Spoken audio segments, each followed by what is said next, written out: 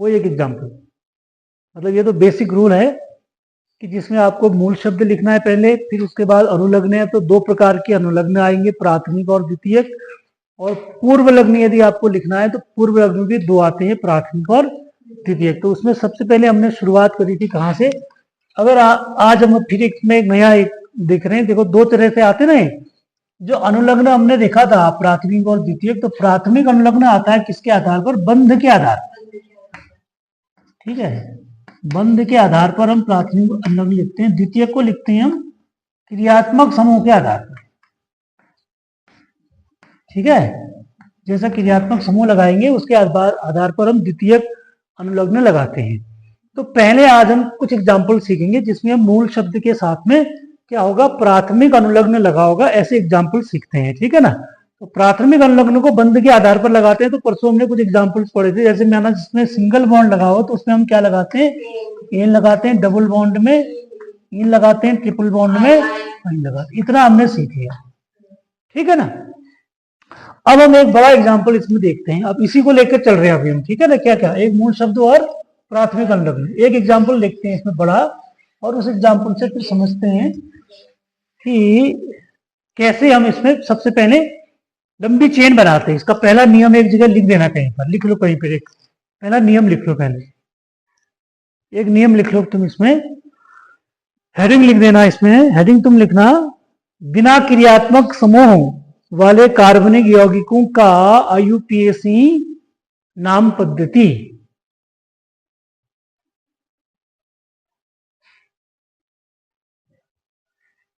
बिना क्रियात्मक समूह वाले कार्बनिक यौगिकों का, ठीक, बिना क्रियात्मक समूह वाले में सामान्यतया कौन आते हैं, पैराफिन हम उसको कहते हैं। पैराफिन मतलब होता है जिसमें एल्केन है, हाइड्रोकार्बन्स है, ठीक है ना, वो आते हैं बिना क्रियात्मक समूह वाले में। उनमें कोई क्रियात्मक समूह नहीं होता है, उसमें केवल प्राथमिक अनुलग्न होता है, सिंगल बॉन्ड, डबल बॉन्ड और ट्रिपल बॉन्ड, ठीक। तो इनका जब नाम लिखना होता है तो इनका नाम हम कैसे लिखेंगे, उसमें पहला नियम लिखना, सबसे पहले नंबर 1 में लिखना, पहला नियम लिखना कि कार्बन परमाणुओं की सबसे बड़ी श्रृंखला ज्ञात करना। कार्बन परमाणु की सबसे बड़ी श्रृंखला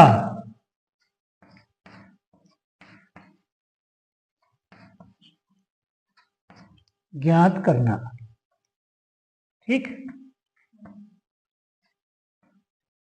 अब ये लगाना तुमको आ जाएगा, ठीक है ना।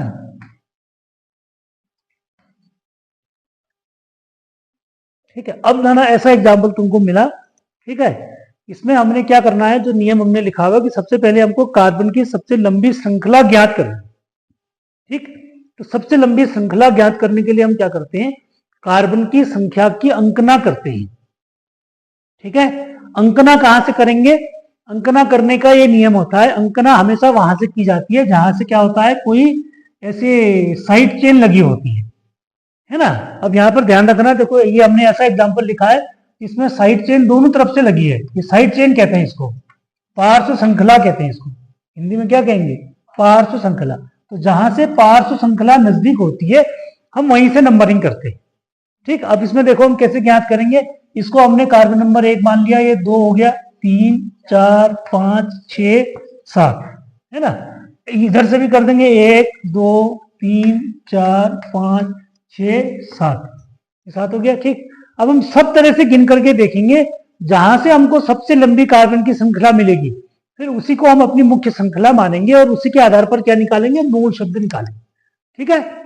अच्छा यहां से देखते हैं फिर, 1 2 3 4 5 6 7, यहां पर भी देखते हैं तो 7 आता है। इधर से ऊपर को जाएंगे तो ये भी क्या आएगा, 7 ही आएगा। अब यहां से इधर को जाएंगे तो ये 6 है तो ये भी क्या आएगा, 7 ही आएगा। यहां भी जाएंगे तो 7 ही आएगा, है ना। तो इसको हम देख रहे हैं कि कहीं से भी अगर हम नंबरिंग करते हैं तो इसमें कार्बन परमाणु की संख्या सबसे लंबी कितनी है, 7 ही है।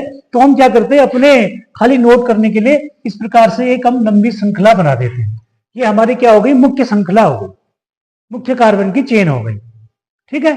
तो हम ये हमने मुख्य श्रृंखला हमने देख ली। अब इसके बाद हम क्या करते हैं, जो इसमें ये जो साइड लगे हुए हैं, साइड चेन लगे हैं, इनको हमको पहचानना है। जब हम नाम लिखेंगे तो इनका भी हमको नाम लिखना पड़ेगा, है ना। तो जितनी ये पार्श्व श्रृंखला लगी हुई है उन पार्श्व श्रृंखला को पहचानेंगे कौन कौन है और उसका नाम क्या लिखा जाएगा उसको पहचानेंगे, फिर हम नाम लिखने में चले जाएंगे। तो पार्श्व श्रृंखला एक तो हमारी ये हो गई, एक, ये दो और ये तीन और ये चार। अब इसको देखो पार्श्व श्रृंखला क्या लिखा है। पार्श्व श्रृंखला में लिखा है CH3। क्या लिखा है? CH3। ये CH3 कहां से बना होगा? ये CH3 किससे मिलता जुलता लग रहा है आपको? किससे मिलता जुलता है CH3 बताओ? CH3 CH4 से मिलता जुलता है ना भाई। CH3 किससे मिलता जुलता है? CH4 से है। कैसे मिल रहा जुल रहा है? CH4 में 4 हाइड्रोजन है तो CH3 में 3 ही है। अब CH4 का नाम हम क्या लिखते हैं? CH4 का हम नाम लिखते हैं मैथेन। ठीक है। अब ये क्या है हमारे पास? CH3 है। कहने का मतलब क्या हुआ कि ये जो CH3 है इसका मतलब कहां से बना होगा? इसी से बना होगा। और कैसे बना है? इसमें से एक हाइड्रोजन निकल जाने के बाद बना है। ठीक है। तो ये मैथेन है, तो जब इससे एक हाइड्रोजन निकल जाती है तो हम इसको क्या कहते हैं? मैथिल कहते हैं। क्या कहते हैं इसको? मैथिल। ठीक। तो सामान्य नियम इसमें क्या होता है कि जब कोई एल्केन है हमारा, एल्केन में से एक हाइड्रोजन निकल जाती है किसी भी एल्केन से, ये भी एल्केन है ना, ये सबसे छोटा यौगिक है एल्केन का। तो किसी भी एल्केन से जब एक हाइड्रोजन निकल जाती है तो जो बचता है उसको हम क्या कहते हैं? एल्किल समूह कहते हैं। कोई भी एल्केन हो गया, एल्केन जैसे माना ये हमने मैथेन लिखा, एथेन से भी एक हाइड्रोजन निकाल देंगे तो एथिल बन जाएगा, प्रोपेन से निकालेंगे तो प्रोपिल बन जाएगा, ब्यूटेन से निकालेंगे तो ब्यूटिल बन जाएगा।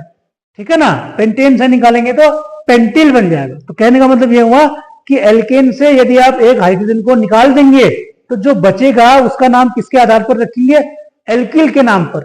ठीक है। एल्किल के नाम पर का मतलब हुआ जिसका जितने कार्बन का वो होगा उसके आधार पर उसका नाम लिखा जाएगा। तो ये सब क्या है? ये सारे मैथिल लगे हुए। ठीक है। अब धीरे धीरे इसका नाम लिखते हैं। तो पहले हम 7 कार्बन के आधार पर इसका नाम लिखते हैं। 7 कार्बन की चेन बनाई ना हमने, तो 7 कार्बन के लिए हमने उस दिन मूल शब्द क्या बनाया था? 7 कार्बन के लिए क्या आता है? 7 कार्बन जब होता है तो उसको हम क्या कहते हैं बताओ? हेप्ट। क्या बोलते हैं उसको? हेप्ट कहते हैं ना। 6 वाले ये तुमको याद करने पड़ेंगे ना। ठीक है। 6 वाले को हम हेक्स कहते हैं तो 7 वाले को हेप्ट कहते हैं। अब देखो दूसरा, उसमें प्राथमिक अनुलग्न क्या लगाएंगे?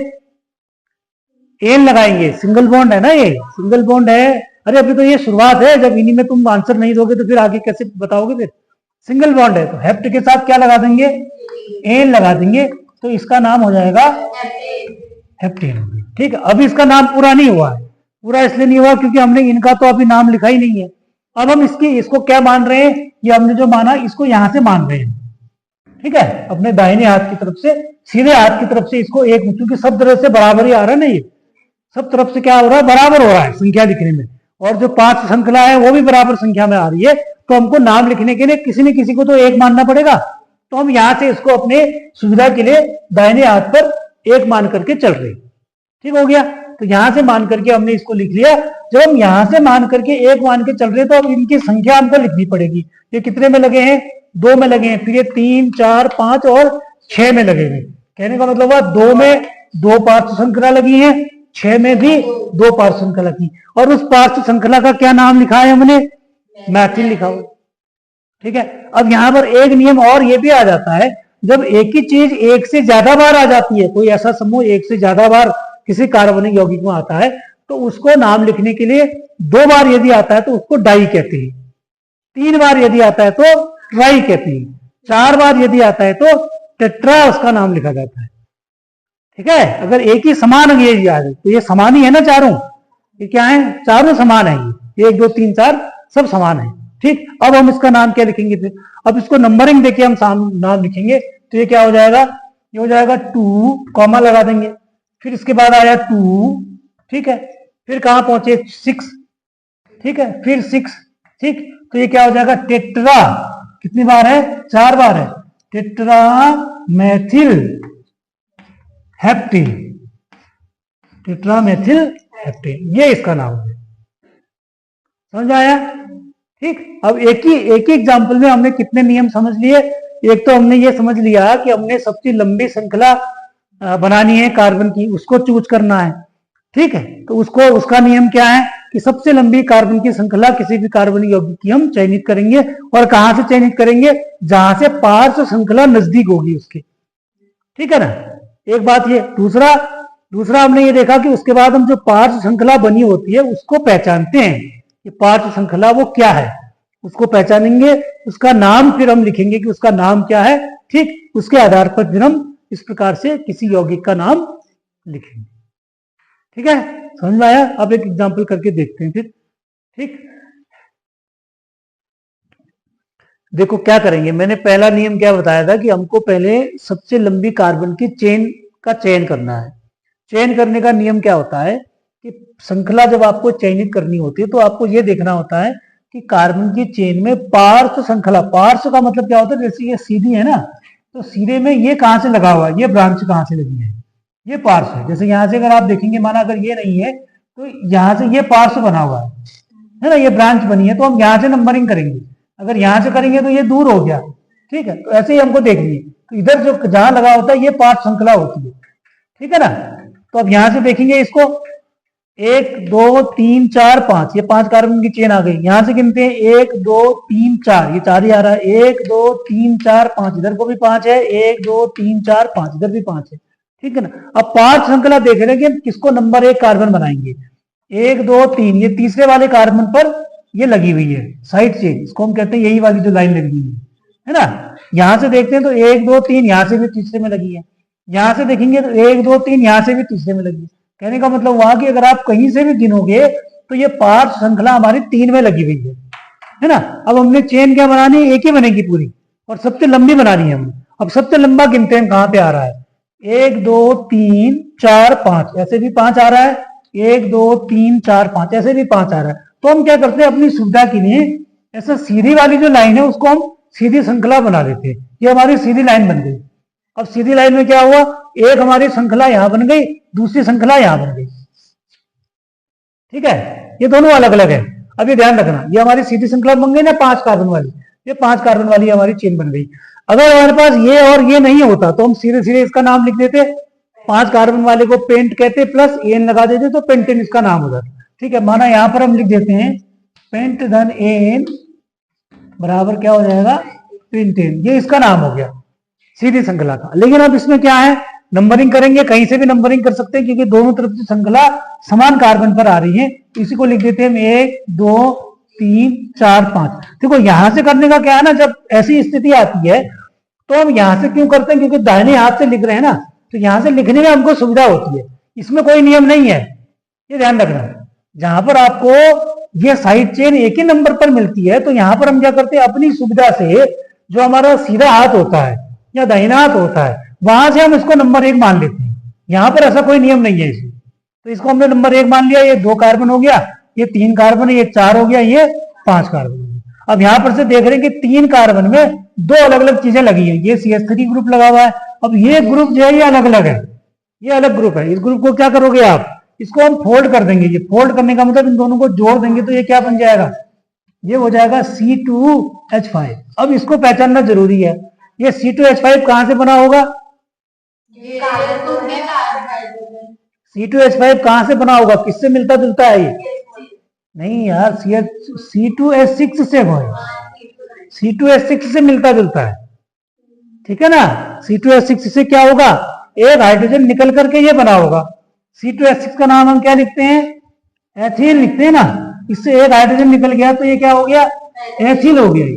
मैंने कहा था ना कि एल्केन से जब एक हाइड्रोजन निकल जाएगा तो जो भी बचेगा उसको क्या कहेंगे, एल्किल कहेंगे। ठीक, अब हम इन दोनों को पहचान लेते हैं। ये हमने क्या लिख दिया, इसका नाम हो गया मैथिल।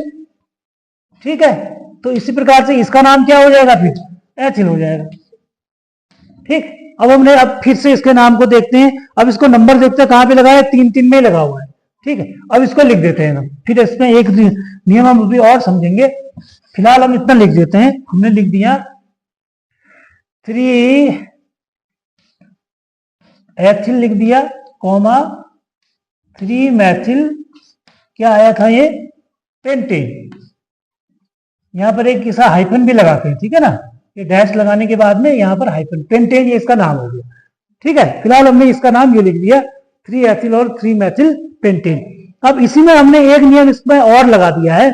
जब हम यहाँ पर लिखें ना 3 एथिल 3 मेथिल, तो यहां पर एक नियम आता है कि एथिल मेथिल में हम किसको पहले लिखेंगे। ठीक है, तो यहीं पर एक नियम तुम नोट कर सकते हो। उसमें क्या होता है, अल्फाबेटिकली जो पहले आता है उसको पहले लिखा जाता है। तो एम ई और एम में क्या होगा, ई पहले आएगा ना, इसलिए हमने 3 एथिल पहले लिखा है, फिर मैथिल लिखा हुआ है। मतलब अगर हम 3 एथिल लिखेंगे तो वो गलत हो जाएगा, तो हमने क्या लिख दिया 3 एथिल 3 मेथिल पेंटेन, ये इसका नाम है। ठीक है, अब ऐसे इसको जरा देखो, इसको देखो फिर ये वाला एग्जाम देखो। अभी क्या कर फिर से देखो, देखो मैंने फिर से क्या कहा कि हम सबसे लंबी चेन बनाएंगे पहले। ठीक है, अब सबसे लंबी चेन का मतलब है कार्बन की संख्या गिननी है आपको। 1 2 3 4 5 6 कार्बन आ रहे हैं। दूसरा यहां से भी गिन सकते हैं, 1 2 3 4 5, यहां से 5 ही आ रहे हैं। कहीं फिर और गिनेंगे 1 2 3 4, ये और छोटी, मतलब 3 तरह से हम गिन सकते हैं इसमें। तो सबसे लंबी तो यही आ रही है ना, इसका मतलब यही सबसे लंबी चेन है। अब इस चेन में हम किस कार्बन को नंबर 1 कार्बन मानेंगे। यहां पर अभी नियम मैंने तुमको लिखाया था कि जहां से ये नजदीक पड़ेगा ये, ठीक है ना। अब यहां से गिनेंगे तो 1 2 3 4 नंबर में आ रहा है, यहां से गिनेंगे तो 1 2 3 नंबर पे आ जा रहा है, तो हम इसको नंबर 1 कार्बन मान लेंगे। 1 हो जाएगा, ये 2 हो जाएगा, फिर ये 3 4 5 और 6 कार्बन हो गई, ये 6 कार्बन की चेन हो गई। तो 6 कार्बन की चेन बनानी है हमने, तो 6 कार्बन वाले को हम हेक्स कहते हैं। सिंपल हमने लिख दिया हेक्स प्लस एन कर दिया, तो ये क्या हो गया, हेक्सेन हो गया। ठीक है ना। अब इसमें एक चीज ये भी लगी हुई है, श्रृंखला एक बनी हुई है, साइड चेन लगी हुई है। अभी मैंने बताया कि साइड चेन को हमको पहचानना है। ये क्या है, CH3 है। CH3 अभी मैंने बताया ये किससे बना होगा, CH4 से बना होगा। CH4 से एक हाइड्रोजन निकल गया तो क्या बन गया, CH3 बन गया। तो मैथिन से हाइड्रोजन निकल गया तो मैथिल बन गया। कितने नंबर पे लगा है, 3 नंबर पे लगा है। तो 3 मैथिल हेक्सेन, ये इसका नाम हो जाएगा। ठीक है, अब किस में दिक्कत आ रही है बताओ।